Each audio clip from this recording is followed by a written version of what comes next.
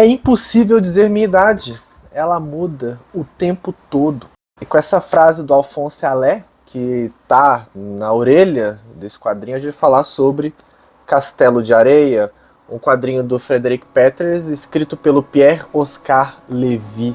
Do que se trata Castelo de Areia? Não tem muito o que eu explicar sem dar spoiler, apesar desse vídeo ter spoilers, né? Mas basicamente, uma família vai para uma praia e a cada 30 minutos elas envelhecem um ano. E aí, nesse espaço, algo místico, algo estranho acontece que elas não podem sair. Então, nesse intervalo de tempo, uma família, depois aparece outra família dividindo o mesmo espaço, depois aparece um outro grupo de pessoas dividindo o mesmo espaço e elas vão envelhecendo um ano a cada 30 minutos. E elas precisam lidar com o que está acontecendo, lidar com esse processo do envelhecimento extremamente acelerado e, consequentemente, com a vindoura morte. É isso que trata Castelo de Areia. A gente vai falar um pouquinho dele, vamos diluí-lo, vamos discutir sobre interpretações. Eu vou colocar o meu ponto de vista e coisa do tipo, mas vamos falar sobre essa obra tanto quanto enigmática.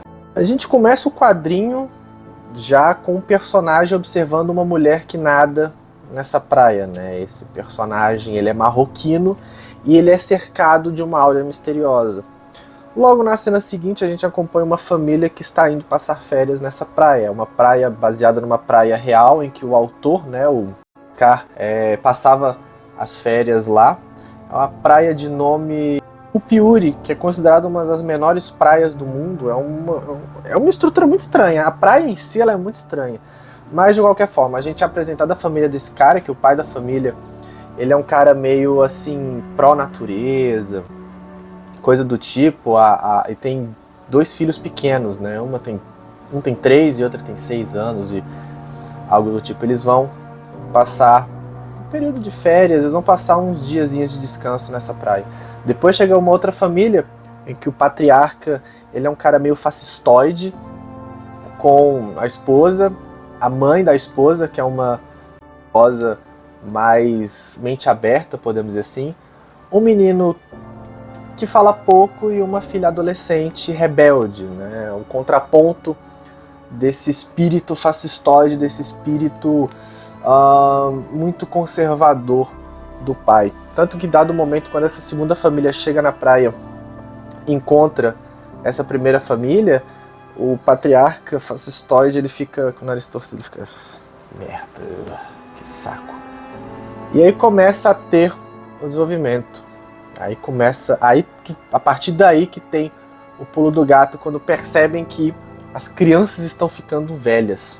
Em dado momento, o pai da primeira família repara que a roupa de banho do filho mais novo dele tá apertada. E ele fala, pra esposa assim, cara, a sunga do menino tá apertada. Aí a esposa dele fala, não, mas que coisa estranha, tá pra idade dele. Ela vai, confere assim a etiquetinha e fala, não, tá aqui pra tantos anos. Aí quando ela vira o menino e levanta, ela passa a não reconhecer mais o filho. Ela toma um susto, que ele tá mais velho. Ele tá tipo 3 anos mais velho, pra vocês terem uma ideia. Ela leva um susto e fala assim, e aí ela começa a reparar, aí as pessoas começam a reparar que as pessoas daquele lugar estão envelhecendo. Por exemplo, pra vocês terem uma ideia, o filho do pai fascistoide lá começa a ter a musculatura se desenvolver e eles ficam assim, quê? Aí eles olham o pênis do que era o menino rapaz, já tá desenvolvido, já tá com pelos e tudo mais, e todo mundo leva um susto, até porque o menino, sei lá, tinha uns 9 ou 10 anos quando eles chegaram na praia.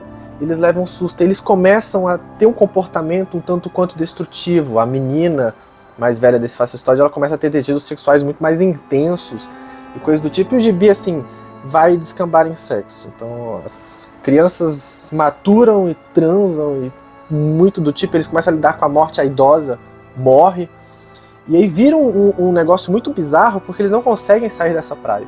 Eles vão sair dessa praia, eles encontram um grupo de pessoas que um é um escritor de ficção científica, outra é a esposa de um cara, e o marroquino aparece no meio também e fala assim, a gente não consegue sair daqui porque tem uma força que puxa a gente. puxa a gente. E toda a história vai se desenvolvendo até que todo mundo vai morrendo de velhice. E aí no final tem o último que sobrou, que é, como que eu posso explicar? A filha mais velha do primeiro casal tem relações sexuais com o filho mais novo desse segundo casal. Ela engravida, o bebê nasce e o bebê também está nesse processo de envelhecer. É o último quadro do gibi, ele montando um castelinho de areia quando todas as outras pessoas já estão mortas e ele já está bem velho, ele já está tipo, com quase 20 anos provavelmente, e ele nasceu há, sei lá, horas atrás dentro da cronologia real da parada, sabe? É um negócio muito doido, a história desse quadrinho é muito doido, tanto que inspirou, você viu, de inspiração para esse filme do Shyamalan, o último aí, que é O Tempo. Veio essa abraçadeira no quadrinho. Where are the kids? Trent! Kara! Come here! Hey, have you seen my children? Mom? I'm right here.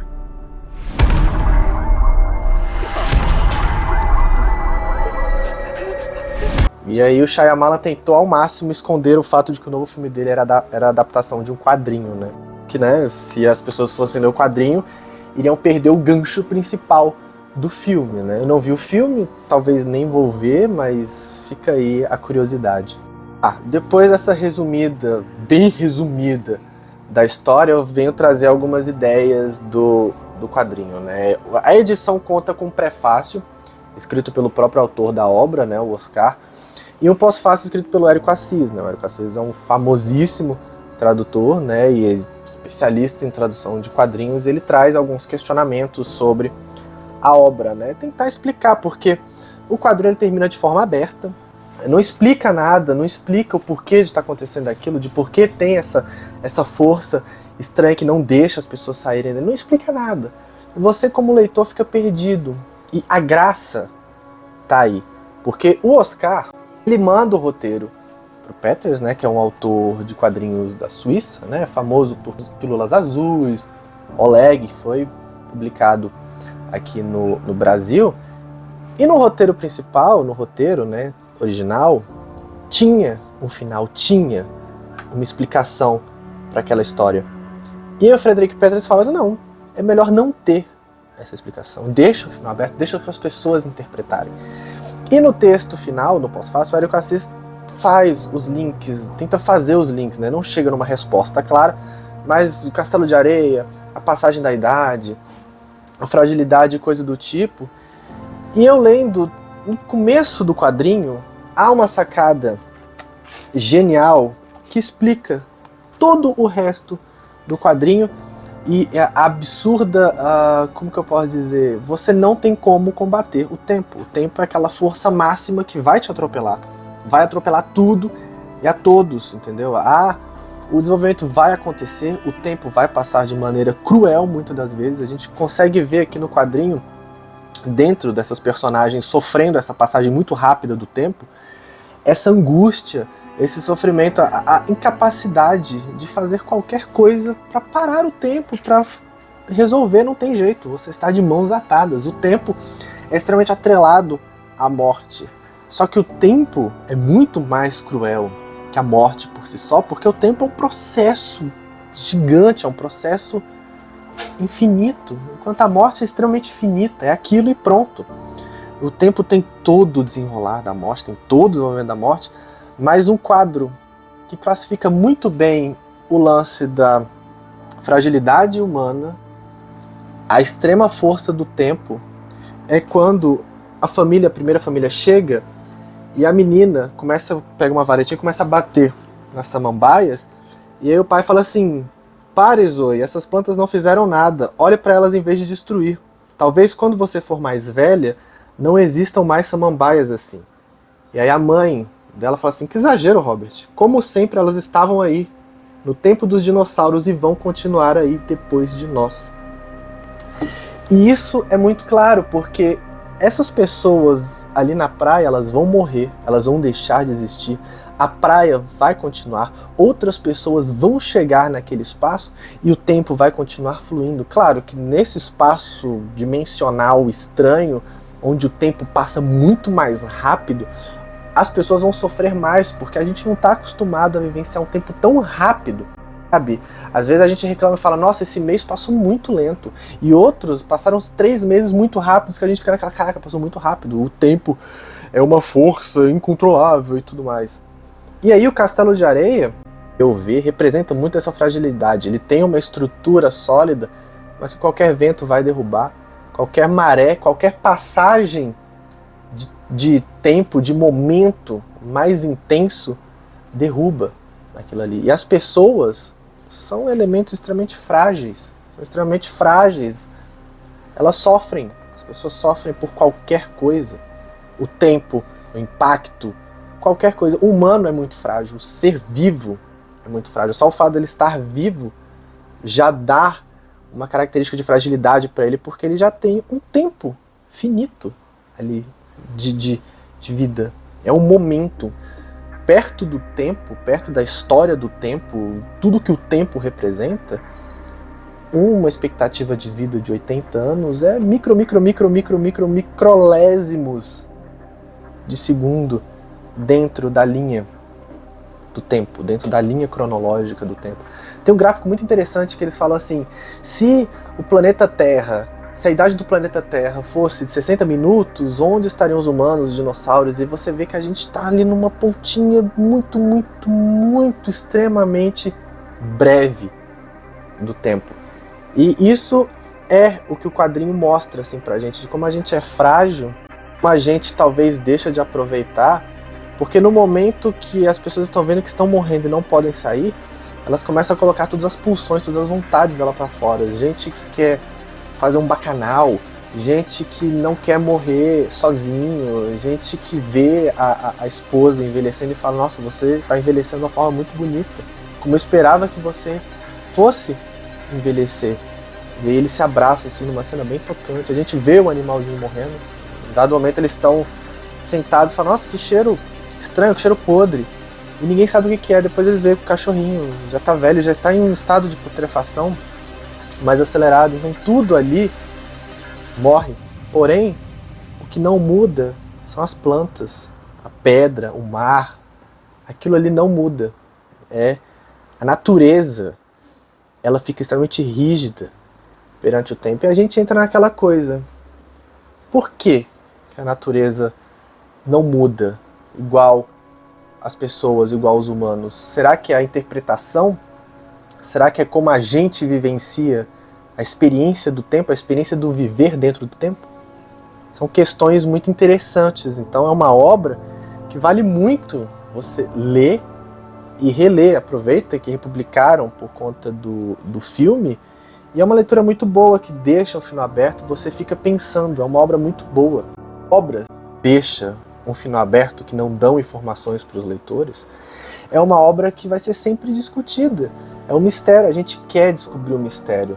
Ao mesmo tempo que a gente quer ter uma resposta do autor, a gente não merece essa resposta do autor, porque a resposta mata a obra. A gente viver nessa eterna investigação, a eterna investigação de Capitu traiu ou não o Bentinho, é o que faz a obra ficar viva, é o que faz a obra ficar rica. Muito bom isso. Tanto que o Pierre, ele queria falar, ele queria revelar que tudo aquilo não passava de um experimento do governo e coisa do tipo, e o Peters falou, cara, não, lima isso aí, tira isso aí. Talvez se a gente soubesse do final dessa obra, que tinha o envolvimento do governo, a gente não daria a mínima importância, não teria uma discussão a ponto de você querer reler várias e várias vezes para tentar achar aqui e ali uma pista que explique esse mistério. Mas na minha leitura eu fiz essa interpretação. A gente pega o lance da menininha tá batendo nas samambaias e a mãe falando, cara, relaxa, elas vão continuar aí. A gente que não vai. É muito isso, essas samambaias são pré-históricas, elas viveram junto com os dinossauros. Então aí, enquanto muitos seres vivos não existem mais. A estrutura organizacional das plantas, a gente pode ir mais longe do sistema organizacional das plantas lidarem com a passagem do tempo, elas serem tão conectadas. É uma coisa, vai ser uma viagem, elas estarem conectadas num espectro natural, porque o tempo está junto ali com a força da natureza. entendeu? A natureza, ela é quase perfeita. Ela é invencível, podemos dizer assim. Ela nunca acaba. Ela só reseta. O planeta Terra mesmo, quantas vezes o planeta Terra já não foi destruído, não acabou e voltou? É aquela frase do Jurassic Park. A vida encontra uma forma. But life finds a way. Life finds a way. É isso. A gente vai passar. Mas a natureza vai ficar. O tempo vai continuar. A natureza, junto com o tempo, vai continuar ao infinito. Ao infinito. Mesmo que essa Terra seja destruída, há natureza de outro planeta, há natureza de outra galáxia. Há o tempo em outras galáxias, em outros planetas. Passa de forma diferente? Vivencia os eventos de forma diferente? Sim, mas ainda assim é o tempo. É inexorável, sabe? Nós somos frágeis. Então, a lição que fica nesse quadrinho comparado à brutalidade do tempo, da passagem do tempo e as relações humanas, a gente consegue colocar principalmente quando os familiares começam a se perceber envelhecendo e tem todo o processo catártico. A primeira família, o cara que é pró-natureza, ele vê a esposa dele e continua amando ela de certa forma. O fascistoide, ele tenta provar o ponto dele, racista, porque ele tem um comportamento muito racista com o marroquino. Enquanto a esposa dele fica vendo a filha dele, que sempre foi rebelde, sempre foi podada das suas vontades, quando ela fica adulta ela se solta.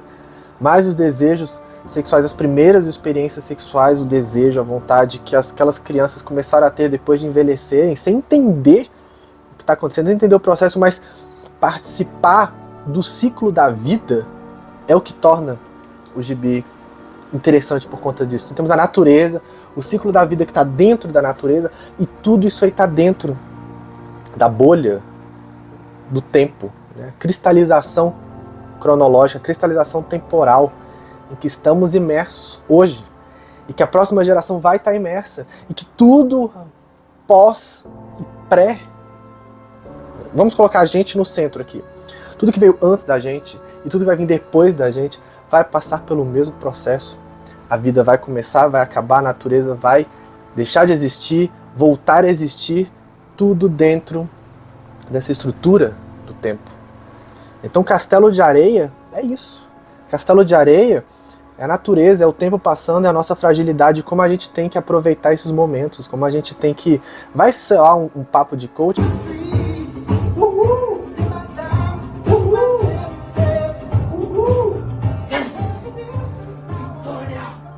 A gente vê no quadrinho essas vontades sendo colocadas para fora.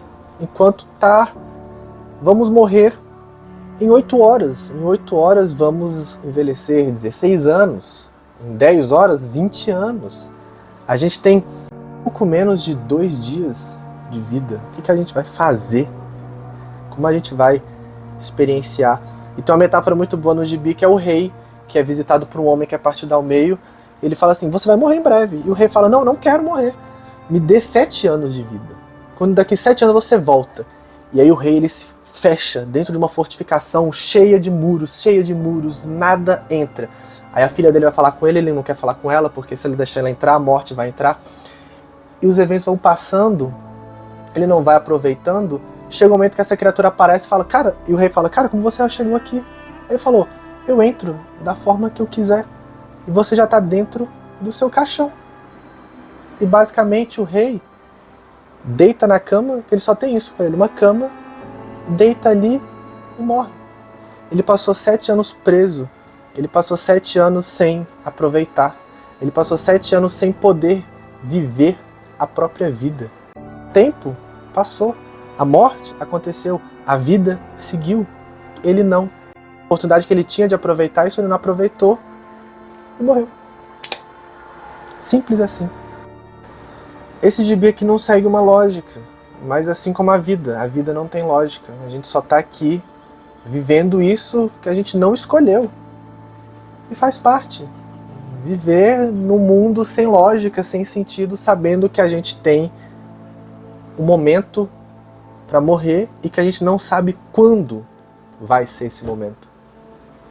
E acho que é isso. Assim como a gente constrói um castelo de areia sem saber quando ele vai ser destruído.